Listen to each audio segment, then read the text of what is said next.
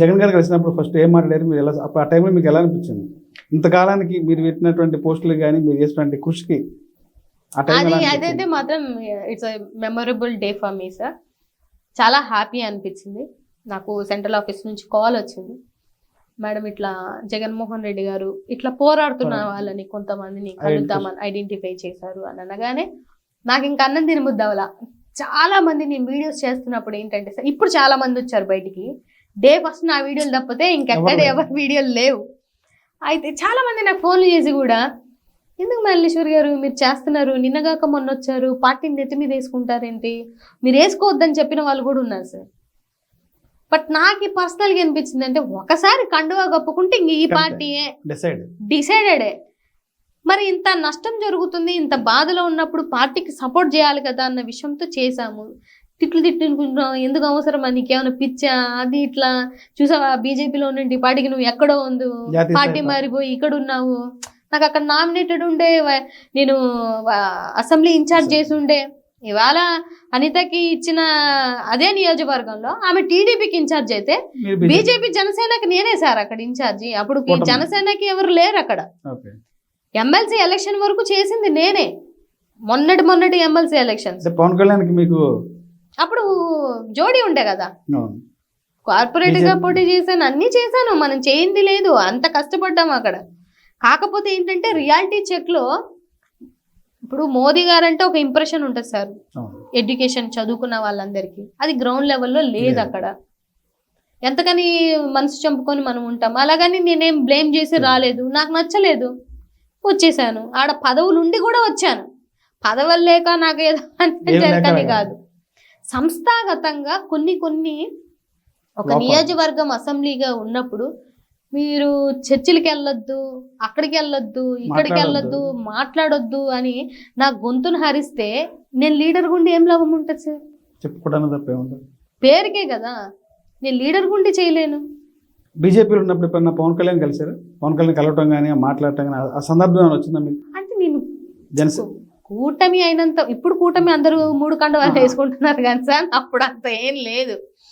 బేసికల్గా మోదీ గారు వచ్చినప్పుడు, అమిత్ షా గారు వచ్చినప్పుడు, అందరి మీటింగ్లకి సెంట్రల్ మినిస్టర్లు వచ్చిన ప్రతి ఒక్కరికి ప్రోటోకాల్లో నేను ఉండేదాన్ని.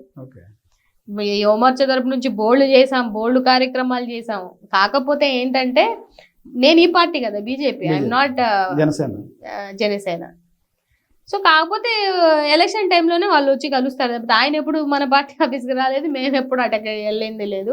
రెడ్ బుక్ చూసి ఎందుకు వైసీపీ పార్టీకి డైపో దొరుకుతుందంటారు? లోకేష్ చెప్తున్నారు, జగన్మోహన్ రెడ్డి కూడా భయపడుతున్నాడు రెడ్ బుక్ అంటే. రెడ్ బుక్ అంటే ఎవరు భయపడొద్దు, ఎవరైతే గతంలో దురాగతాలు, దౌర్జన్యాలు, దోపిడీలు చేశారో వాళ్ళ పేర్లు రెడ్ బుక్లో ఉంటాయి. ఎవరైతే ఉన్నారో గుమ్మడికల దంగా వీళ్ళు వైసీపీ ఎందుకు భయపడతారని చెప్పంటారు. నిజంగా మీరు భయపడుతున్నారా లోకేష్ రెడ్ బుక్కి? ఆ రెడ్ బుక్ మరి రాజ్యాంగం కాదనుకొని ఆయన కొత్త రాజ్యాంగం సృష్టిస్తే తర్వాత భయపడాల్సింది వాళ్ళే. ఈ రెడ్ బుక్కే లోకేష్ బాబు గారి నాశనానికి నాంది అవుతుంది అనే విషయం నేనైతే నా పర్సనల్గా నేను చెప్తున్నాను. ఇప్పుడు ఎవరికైనా ఒక రాజ్యాంగం అనేది కల్పించబడింది, ఒక ఫ్రీడమ్ ఆఫ్ స్పీచ్ ఉంటుంది.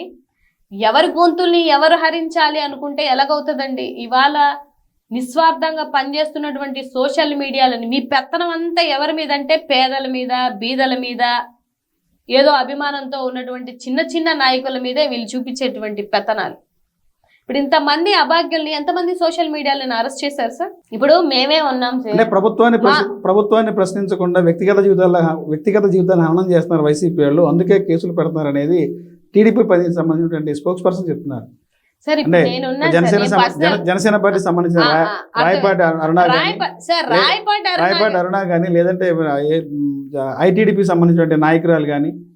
అదే అంటున్నాను సార్, రాయపాటి అరుణ గారి కోసం నేను ఒక మాట మాట్లాడతాను సార్.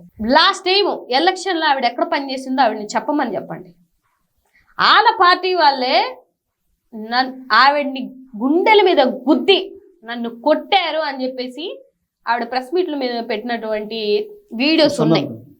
నీ పార్టీ వల్లనే నీకు రక్షణ లేదు. ఒక ఆడబిడ్డగా, ఓ దళిత బిడ్డగా, నాకు కన్సర్న్ ఆమె దళిత బిడ్డ కాబట్టి, నీ పార్టీలోనే నీకు రక్షణ లేకుండా నిన్ను కొట్టారని ఆవిడే వచ్చి మీడియా ముందు మాట్లాడింది. ఇవాళ జగన్మోహన్ రెడ్డి గారి కోసం ఆవిడ మొన్న మాట్లాడింది.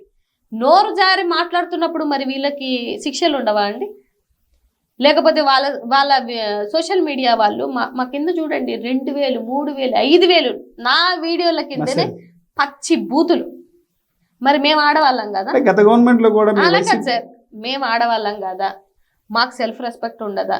అంటే ఆ పార్టీకి సంబంధించిన వాళ్ళే లీడర్లు మహిళలు అయితే మరి మేము అనుభవిస్తున్నటువంటి క్షోభ ఏంటంటే మా సోషల్ మీడియాలో మా మీద చేస్తున్నటువంటి టార్గెట్ ఏంటి? గత 5 ఏళ్ల కాలంలో కూడా వైఎస్ఆర్సీపీ పార్టీ సోషల్ మీడియా వాళ్ళు టీడీపీ సంబంధించిన ఉండవల్లి అనుషాని చాలా జుప్సాకరంగా పోస్టులు పెట్టారని కూడా ఆవిడ ఆరోపించారు. గత 5 ఏళ్ళు మమ్మల్ని నేర్పించినప్పుడు ఈ వైసీపీ బ్యాచ్ ఇప్పుడు అర్థం కాలేదా? ఈ రోజున ఎవరైతే అట్లాంటి దుర్మార్గులు ఉన్నారో అరెస్ట్ చేస్తే ఇది వచ్చిన నష్టం ఏంటి? ఇప్పుడు ఎవరి జీవితాలతో ఆడుకుంటారు వైసీపీ బ్యాచ్ అనేది ఉండవల్లి అనుష చెప్తారు.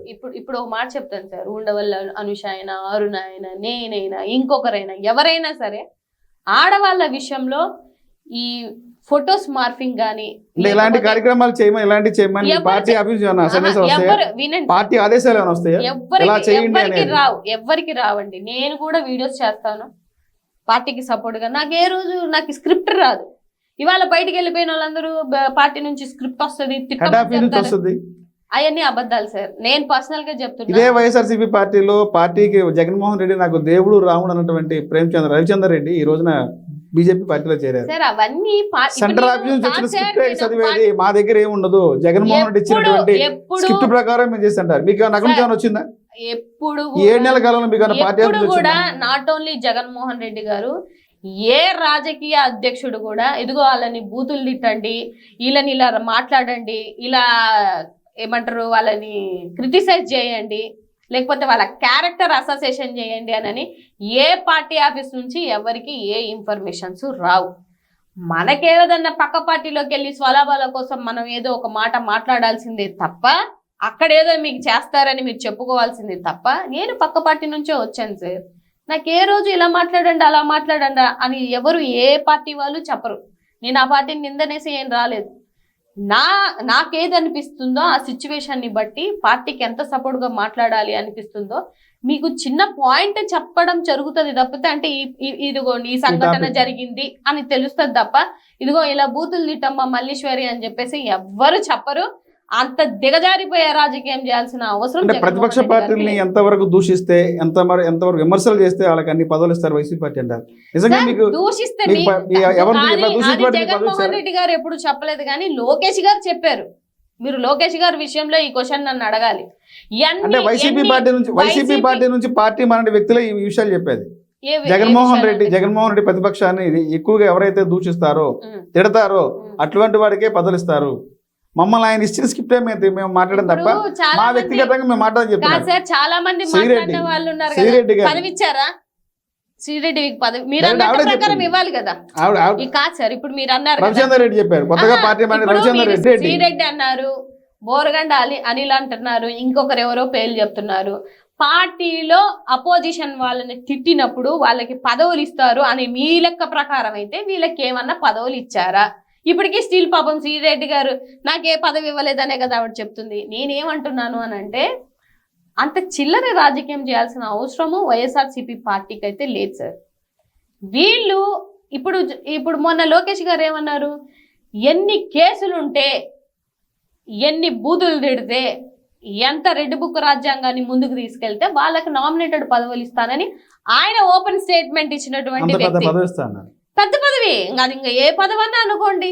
అలా ఎప్పుడన్నా జగన్మోహన్ రెడ్డి గారు మీడియా ముందు మాట్లాడడం మీరు చూసారా? పోనీ ఎక్కడన్నా చెప్పడం జరిగిందా? మీరు రెచ్చగొట్టి మీరు మాట్లాడిస్తున్నారు కాబట్టి తిరిగి ఇప్పుడు అభిమానం ఉంటది కదా సార్. మొన్న ఎవరు సినీ ఫీల్డ్ లో ఆ పృథ్వీరాజ్ అన్నతను, ఎందుకు మీ రాజకీయాలు వేరు, సినిమా ఫీల్డ్ వేరు, మీ పని మీరు చేసుకోండి. అక్కడ మాట్లాడాల్సినటువంటి సందర్భమే కాదు అసందర్భం మాట్లాడి మళ్ళీ నేను మాట్లాడలేదు అని అంటారు. మరి మీరు మా నాయకుడిని ఊరికూరికైనా మాట్లాడుతుంటే అభిమానులు ఎందుకు ఊరుకుంటారు సార్? ఇప్పుడు ఇంట్లో ఒక పెద్ద ఆయన ఉన్నాడు అనుకోండి, ఆ పెద్ద ఆయన అంటే మిగతా వాళ్ళని ఎందుకు ఊరుకుంటాము? ఇప్పుడు 1,30,00,000 మంది ఉన్నాము ఆయన అభిమానులు. ఇక్కడే కాదు, నాట్ ఓన్లీ తెలంగాణలో కూడా విపరీతమైన అభిమానం ఉంది. అసలు అనుకుంటే చాలా చాలా కోవేట్, లండన్ బోల్డ్ మంది ఆయన అభిమానులు ఉన్నారు. ఆయన తక్కువ చేసి మాట్లాడితే ఎందుకు సార్ ఊరుకుంటాం? అంటే కామ్గా ఉన్న వాళ్ళని పోక్ చేసేది మీరే, చెప్పు చూపించేది మీరే. నా కొడకల్లారా అనేది మీరే, తిరిగి మళ్ళీ మీకు అక్కడి నుంచి కౌంటర్ వస్తే మాత్రం మీరు మాట్లాడారు అని ఏలెత్తి చూపిస్తే ఎంత ఘోరం సార్ అది, ఎంత అన్యాయం. ఆడవాళ్ళం మేమెంత సఫర్ అవుతున్నాం సార్.